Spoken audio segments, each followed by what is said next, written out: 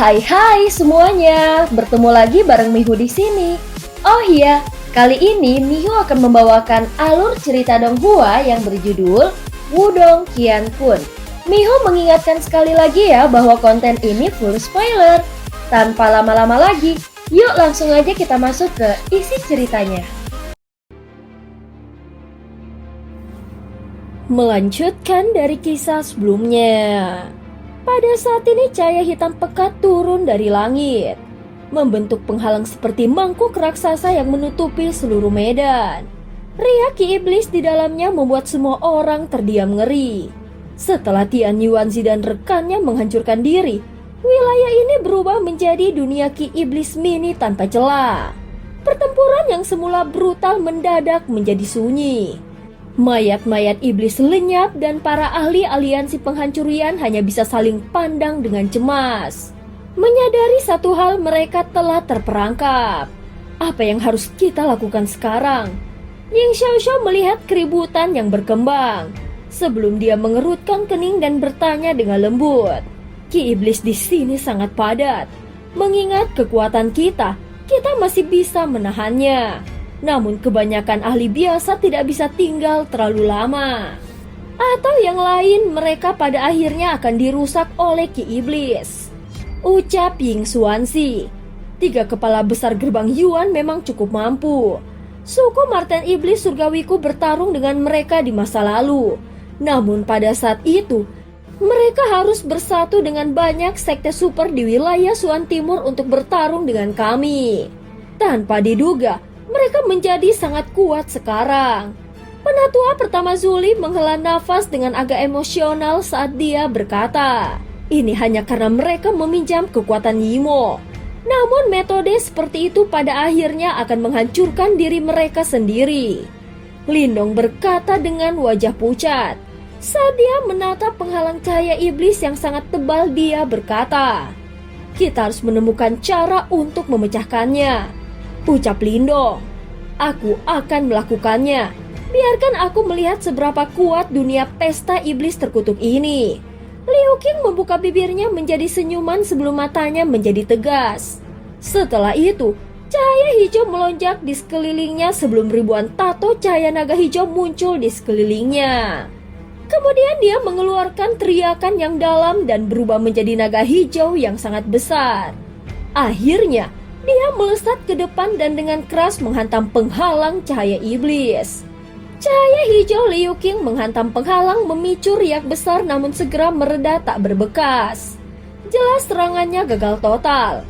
Saat ini wajah para ahli mengeras. Liu Qing yang biasanya angkuh hanya bisa menggeleng dan berkata pelan, sial, ini terlalu kuat. Situasi semakin jelas. Dunia pesta iblis bukan lawan biasa. Di sisi lain Lindong menggertakkan giginya. Tubuhnya lemah dikelilingi Ki Iblis yang tidak bisa dia serap. Simbol leluhurnya pun tidak banyak membantu. Pemulihannya terlambat dan hampir kian menipis. Tuan Sekte Ying, saudara muda Lindong, apa yang harus kita lakukan sekarang? Master Sekte Pedang Darah Mojian dan beberapa ahli lainnya bergegas. Mereka menangkupkan tangan mereka ke arah Lindong.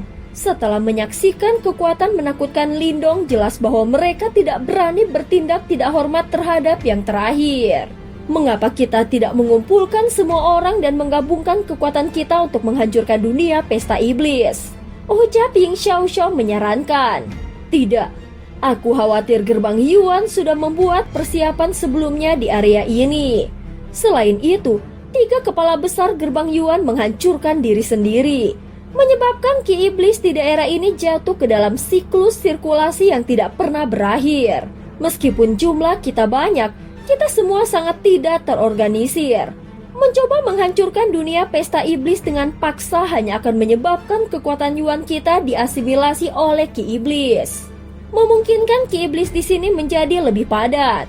Huan menggelengkan kepalanya dan menjelaskan, yang terbaik adalah menghancurkan dunia pesta iblis dengan menggunakan orang sesedikit mungkin.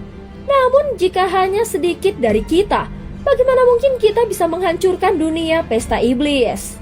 Selain itu jelas bahwa Lindong tidak dapat membantu sekarang. Ying Xuanxi menghela nafas sebelum berkata. Semua orang menjadi tenang. Bahkan serangan Liu Qing hampir tidak efektif. Selain itu, siapa lagi di sini selain Lindong yang bisa melampaui Liu Qing? Aku akan melakukannya. Di tengah kesunyian, suara dua wanita tiba-tiba terdengar bersamaan. Semua orang menoleh untuk melihat, hanya untuk menyadari bahwa yang berbicara sebenarnya adalah Ling Qingzu dan Ying Huan-Huan. Ying Huan-Huan terkejut sesaat setelah mendengar kata-kata Ling Qingzu. Meskipun kau telah maju ke tahap samsara, dengan kekuatanmu saat ini hanya sedikit yang dapat kau lakukan untuk dunia pesta iblis. Ucap Huan-Huan. Kita seharusnya tidak menilai buku dari sampulnya, bukan? Ling Qingzu menatap Huan-Huan dengan wajah sedingin es sebelum dia berkata. Huan-Huan sedikit mengeringit. Sementara mata biru esnya balas menatap Ling Qingzu. Jelas dia tidak mempercayai yang terakhir. Semua orang tercengang ketika mereka melihat perilaku kedua wanita itu. Segera setelah itu mereka melirik Lindong dengan aneh. Namun mereka tidak mengatakan apapun. Setelah menjadi sasaran tatapan aneh dari kerumunan, Lindong hanya bisa batuk pelan kemudian dia berkata, kalian berdua harus menyerang bersama. Mungkin kalian akan memiliki peluang sukses yang lebih baik. Huan-Huan akhirnya mengalihkan pandangannya yang cantik setelah mendengar kata-kata dari Lindong. Setelah itu dia berkata, aku akan pergi dulu. Kau dapat membantu tergantung pada situasinya. Ling Qingzu hanya diam dengan tatapan dingin. Pada saat ini Huan-Huan mengambil beberapa langkah dengan lembut dan perlahan berjalan ke depan. Segera setelah itu, aura dingin yang menakutkan terpancar dari dalam tubuhnya. Setelah itu udara di sekitarnya menggumpal menjadi bunga-bunga es sebelum mereka melayang ke bawah. Aura dingin melingkari tubuhnya. Setelah itu Huan-Huan perlahan menutup matanya. Halberd segel es abadi. Suara indah yang jernih yang dipenuhi dengan rasa dingin yang tak ada habisnya tiba-tiba terdengar. Setelah itu, Huan-Huan tiba-tiba membuka matanya yang cantik sebelum dia menggunakan jarinya yang halus untuk menggambar simbol es yang misterius. Setelah itu cahaya biru es melonjak sebelum tombak es dingin yang mempesona dengan cepat terbentuk di depannya. Sementara itu, tombak es ditutupi dengan simbol-simbol misterius. Suhu di sekitarnya segera turun setelah tombak es muncul. Setelah itu Huan-Huan dengan lembut menggigit ujung lidahnya sebelum setetes darah esensi mendarat di tombak esnya. Segera warna tombak es itu berubah dari biru es menjadi merah tua. Sementara itu hawa dingin es yang tajam menyebar. Pergi! Mata cantik Huan-Huan mengeras. Dengan teriakan dingin, tombak es merah gelapnya melesat ke depan dengan tiba-tiba. Tombak es merah tua dengan mudah merobek banyak lapisan ki iblis. Akhirnya itu bertabrakan dengan keras terhadap penghalang cahaya iblis. Segera retakan kecil tiba-tiba muncul di penghalang cahaya iblis. Namun pada saat yang sama, retakan juga muncul di tombak es merah tua yang besar itu. Kedua tabrakan itu terus tumbuh. Namun jelas bahwa retakan pada tombak es tumbuh lebih cepat. Dalam sekejap, celah di penghalang cahaya iblis melebar, namun saat hampir pecah tombak es merah tua hancur dengan ledakan keras. Huan-Huan terluka, darah mengalir dari bibirnya. Tubuhnya terguncang dan terbang mundur dan Lindong segera maju menangkap dan menopang tubuhnya dengan cemas. Cukup. Di sampingnya, Ling Qingzu bergegas maju saat Lindong bergerak. Kakinya dengan lembut mengetuk udara kosong, setelah itu dia mengepalkan tangannya sebelum pedang panjang muncul dalam sekejap. Dengan pedang panjang di tangannya yang seperti batu giok, dia menarik kembali aura gelombang di seluruh tubuhnya. Setelah itu cahaya yang sangat tidak jelas tiba-tiba dipancarkan di atas kepalanya. Sementara itu fluktuasi yang tak terlukiskan menyebar dengan tenang. Apakah ini? Saat cahaya itu dipancarkan, Lindong dengan jelas mendengar Yan berseru terkejut. Apa itu? Lindong dengan cepat bertanya. Namun Yan tiba-tiba terdiam. Faktanya hanya getaran lembut dari batu leluhur yang membuktikan bahwa memang ada riak di dalam hati Yan. Meskipun dia ragu, Lindong tahu bahwa sekarang bukan waktunya untuk bertanya. Oleh karena itu dia dengan cepat mengalihkan perhatiannya ke Ling Qingzu. Saat ini dia memegang pedang panjang di tangannya sebelum dia tiba-tiba menusuk ke depan dengan lembut. Tidak ada yuan power yang terlalu agung di pedangnya. Namun itu ditutupi oleh lapisan tipis cahaya misterius. Meskipun demikian, cahaya itu bahkan menyebabkan Lindong merasakan hawa dingin yang menusuk kulitnya.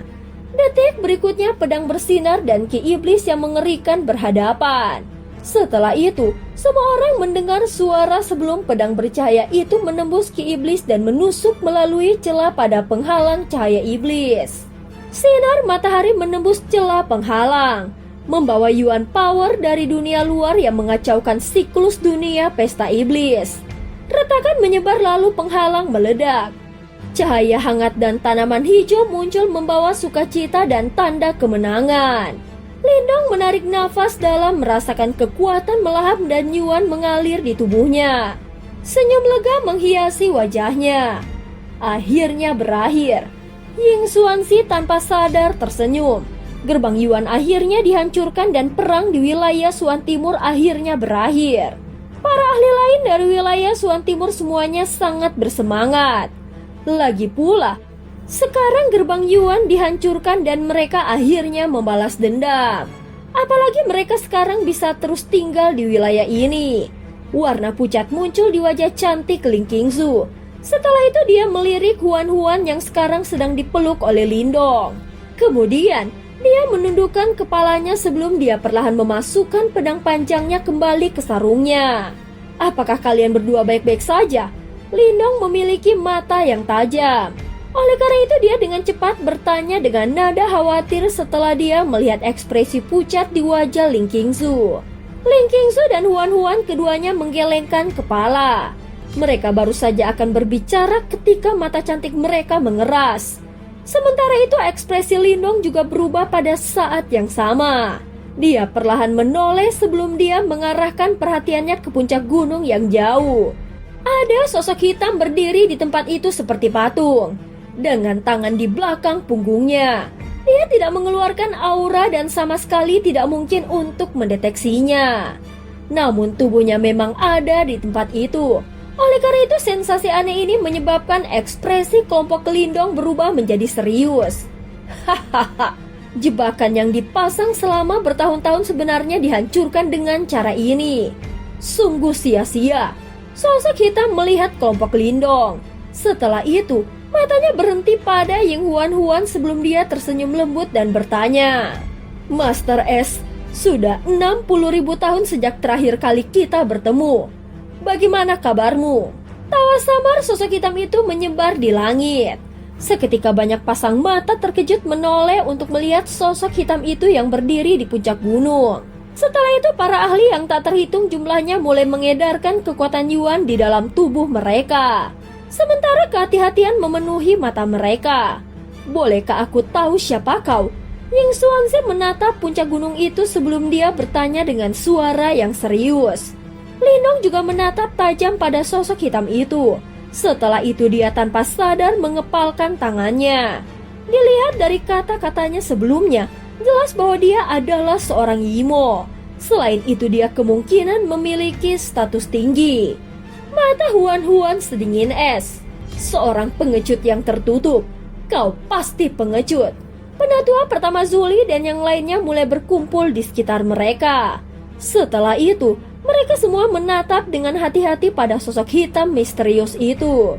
Hahaha, sosok hitam itu tersenyum. Setelah itu dia perlahan mengangkat kepalanya. Berkat iluminasi dari sinar cahaya, wajahnya akhirnya terungkap. Pada saat yang sama ada simbol iblis coklat di antara alis pemuda ini dan simbol iblis itu memanjang ke sudut kelopak matanya. Itu membuatnya terlihat sedikit lebih mengerikan. Oh iya, aku lupa. Saat ini kau tidak tahu siapa diriku. Hahaha, izinkan aku untuk memperkenalkan diri. Penjara iblis Raja Kursi keempat. Orang itu tersenyum sebelum berkata, Raja Kursi keempat? Mata Lindong menyusut sebelum ekspresinya berubah serius. Setelah itu dia meraih Huan-Huan dan menariknya ke belakang. Sementara itu dia terus menatap tajam ke sosok hitam itu. Dia sebelumnya telah bertemu dengan Raja Kursi ke-10 penjara iblis di ruang yang hancur dan kekuatan menakutkan yang terakhir membuat kesan yang mendalam padanya. Untuk selanjutnya, karena orang yang berdiri di depannya berperingkat lebih tinggi dari Raja Kursi ke-10, sepertinya dia juga sangat kuat. Hahaha, awalnya aku berpikir bahwa kelompok Tian Yuanzi akan dapat menghabisi kalian semua. Sungguh tak terduga, sampah tetaplah sampah. Memikirkan bahwa penjara iblis kita benar-benar menghabiskan begitu banyak usaha untuk mereka, ucap Raja Kursi keempat sambil tersenyum. Lindong berdiri tanpa emosi sementara kekuatan melahap beredar dengan cepat di dalam tubuhnya. Setelah itu dia melahap kekuatan Yuan di sekitarnya dan dengan cepat memperbaikinya. Apakah kau Lindong? Ada desas-desus bahwa kau telah memperoleh warisan dari Master Melahap. Dalam hal ini, kelompok Tian Yuanzi tidak mati sia-sia. Lagi pula bahkan di masa jayaku aku tidak bisa mengalahkan Master Melahap. Oleh karena itu ahli warisnya juga bukan individu yang sederhana. Raja Kursi keempat mengalihkan perhatiannya ke Lindong. Kemudian dia tersenyum tipis sebelum berkata, apakah kau mencoba untuk pulih dengan cepat sehingga kau bisa melawanku? Lindong tersenyum tipis dan berkata, apakah kau datang jauh-jauh ke sini hanya untuk bicara omong kosong? Hahaha, aku memang berencana untuk menyingkirkan beberapa ancaman. Sungguh beruntung karena aku bisa bertemu dengan reinkarnator Master S. Jika aku membunuhmu di sini, aku percaya bahwa tidak akan ada kebutuhan untuk perang dunia kedua kan? Raja Kursi keempat memandang Huan-Huan sebelum dia berkata sambil tersenyum. Mengapa kau tidak datang dan mencobanya? Wajah cantik Huan-Huan sedingin es. Sementara itu, kilatan mematikan melintas di matanya yang indah. Jika kau adalah Master S yang sebenarnya, aku pasti sudah melarikan diri. Sayangnya, Raja Kursi keempat menggelengkan kepalanya dan berbicara dengan menyesal. Lindong menatap Raja Kursi keempat. Cahaya hitam tiba-tiba muncul di matanya sebelum dunia yang dilihatnya menjadi sedikit berubah. Namun tubuh Raja Kursi keempat tampak sedikit buram. Hah? Begitu Lindong mendeteksi anomali ini, semburat kejutan melintas di mata Raja Kursi keempat. Dia menatap Lindong dan tertawa. Kau menangkapku. Tidak heran trio Tian Yuanzi dikalahkan olehmu. Itu bukan tubuhnya yang sebenarnya. Lindong melirik Raja Kursi keempat sebelum dia diam-diam menghela nafas lega. Raja Kursi keempat di depan mereka bukanlah tubuh aslinya. Sebaliknya, orang ini sebenarnya mampu membuat avatar yang begitu kuat meskipun berada di negeri jauh yang tidak diketahui. Kekuatannya benar-benar menakutkan. Meskipun ini hanya avatar tubuh iblis, itu lebih dari cukup untuk berurusan dengan kalian semua. Seolah-olah dia menjadari pikiran Lindong, Raja Kursi keempat menggelengkan kepalanya sebelum dia berkata, tidak perlu bersikap berani. Alasan mengapa kalian Yimo bersembunyi di dunia ini adalah karena kalian takut akan sesuatu. Kalau tidak, mengingat karaktermu, kalian orang-orang akan maju dan mengambil alih seluruh dunia. Alasan mengapa kau tidak berani mengungkapkan tubuhmu yang sebenarnya, kemungkinan karena kau takut akan sesuatu. Biar ku tebak, kau takut pada master kuno lainnya, benar? Senyum di wajah Raja Kursi keempat tampak membeku sesaat.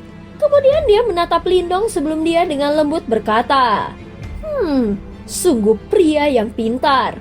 Namun apa yang bisa kau lakukan bahkan jika aku mengetahuinya? Bukan tugas yang sulit bagiku untuk membunuh kalian semua sekarang. Selain itu, orang-orang itu semuanya tertidur. Oleh karena itu, siapa yang akan mencari tahu tentang apa yang terjadi di sini? Raja Kursi keempat menatap Lindong dengan sadis. Sementara itu, keinginan membunuh yang sedingin es perlahan mengalir di matanya. Terlalu mudah untuk merasakan aura iblis yang kuat sepertimu. Jika kau benar-benar berani bertindak secara terbuka, mengapa kau harus menghabiskan begitu banyak usaha untuk merawat gerbang Yuan? Lindong tersenyum tipis dan berkata, hanya saja aku ingin melihat manusia saling membunuh dan menikmati pertunjukannya. Raja kursi keempat perlahan menurunkan tangannya.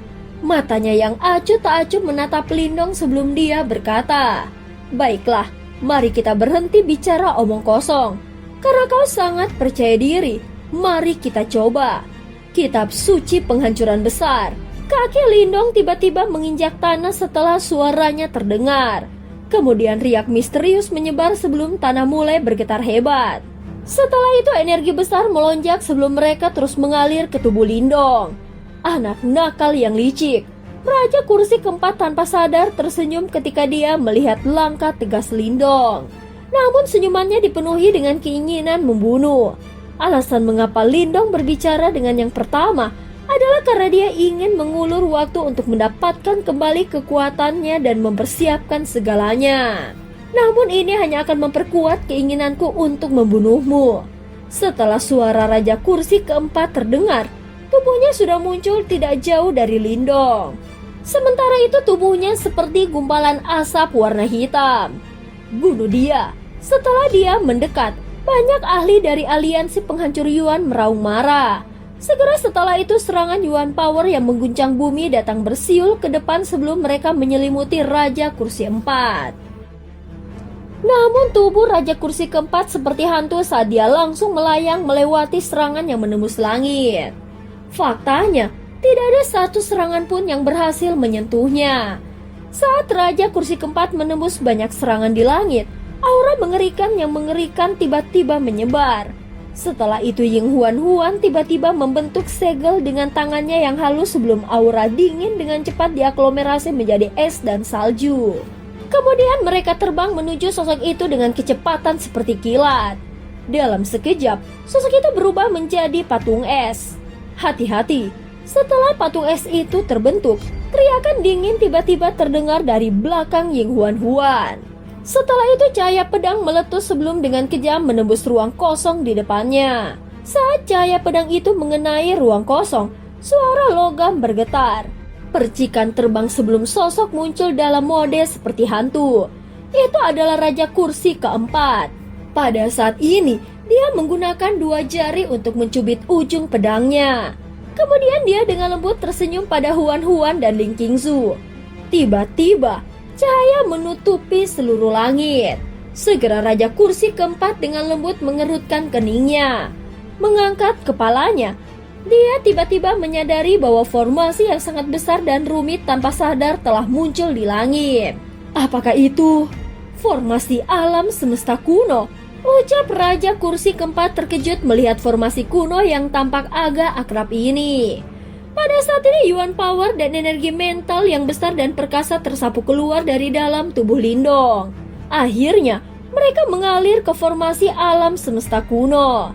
Segera formasi itu berputar sebelum pilar cahaya melesat ke bawah dan langsung menuju Raja Kursi Keempat. Ketika dia melihat bahwa serangan itu menolak untuk menyerah, Raja Kursi Keempat mendengus dingin. Kemudian dia dengan lembut menyatukan tangannya. Sebelum dia tiba-tiba menariknya dan segera perisai cahaya besar terbentuk. Pilar cahaya dengan kejam menabrak perisai cahaya hitam. Segera gelombang serangan yang menakutkan menyebar menyebabkan tanah di bawah mulai runtuh. Raja Kursi Keempat mundur beberapa langkah dengan cepat sebelum akhirnya berhenti. Kau masih memiliki trik di lengan bajumu. Bahkan setelah mengalami pertempuran yang intens itu, kau memang cukup mampu. Meskipun begitu, kau tidak akan bisa mengubah hasilnya hari ini. Raja Kursi Keempat sekali lagi menyerbu ke depan setelah kata-katanya terdengar. Kali ini, dia langsung menuju ke arah Lindong. Sementara itu keinginan membunuh di dalam hatinya menyebabkan seseorang bergidik. Lindong menatap Raja Kursi Keempat yang bergegas ke arahnya. Dengan lambaian lengan bajunya, sosok hitam juga menyerbu ke depan. Setelah itu pedang panjang hitam menebas ke bawah dengan marah. Terlebih lagi cahaya pedang itu sepertinya memotong ruang kosong. Cahaya pedang itu sangat kuat dan bahkan Raja Kursi Keempat pun merasakannya.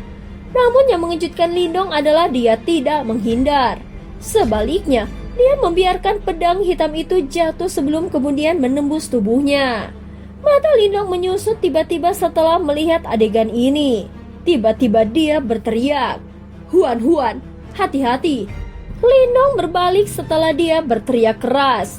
Setelah itu, dia melihat bahwa Raja Kursi keempat telah muncul di depan Huan-Huan dengan cara seperti hantu. Ternyata dia mengejar Huan-Huan selama ini. Hahaha, kau tidak sepenting itu dibandingkan dengan Master S, ucap Raja Kursi keempat mengejek Lindong. Setelah itu, tangannya tiba-tiba meraih ke arah Huan-Huan. Dengan ekspresi gelap dan dingin, sebuah pikiran melintas di benak Lindong sebelum pilar cahaya tajam turun dari alam semesta kuno dan langsung menuju Raja Kursi keempat. Namun begitu Lindong bergerak, tanah di bawah Huan-Huan mulai runtuh. Setelah itu sebelum pilar cahaya Lindong bisa mencapainya, pilar api lava meletus dari tanah dan berdiri di depan Huan-Huan. Telapak tangan Raja Kursi keempat mendarat di pilar api lava itu. Segera telapak tangannya menjadi merah. Setelah itu, ekspresinya berubah drastis sebelum tubuhnya bergerak saat dia mencoba mundur. Namun saat Raja Kursi keempat mundur, sebuah tangan yang tertutup lava keluar dari dalam pilar api lava itu. Setelah itu dengan kejam menghantam dadanya. Raja Kursi keempat terbang mundur. Dia terhuyung-huyung dengan cepat di ruang kosong sebelum dia akhirnya menstabilkan tubuhnya. Kemudian dengan mata muram, dia menatap pilar api lava itu. Apa? Pilar api lava ini yang muncul entah dari mana juga mengejutkan Lindong dan lainnya. Setelah itu mereka menatap pilar api. Saat pilar api lava berangsur-angsur mereda, sosok tinggi perlahan muncul di depan mata semua orang. Dia adalah pria yang cukup tinggi dan dia mengenakan jubah emas. Rambutnya berwarna merah menyala dan terlihat seperti lava yang mengalir. Sementara itu, kehadirannya juga menyebabkan suhu di belahan dunia ini meningkat. Lindong melihat sosok itu sebelum dia tiba-tiba memfokuskan matanya lagi. Dia terlihat agak akrab. Di tengah tatapan dari kerumunan, pria berambut merah itu perlahan memutar kepalanya. Segera wajah tampak muda, tampan namun tegas terungkap. Pada saat ini, dia tidak melihat orang lain. Sebaliknya dia hanya menatap Huan-Huan yang berdiri di belakangnya. Setelah itu, kehangatan muncul di matanya sebelum dia dengan lembut tersenyum dan berkata, "Adik perempuan junior." Dan cerita pun berakhir. Terima kasih udah dengerin Mihu dari awal sampai akhir ya. Sampai jumpa.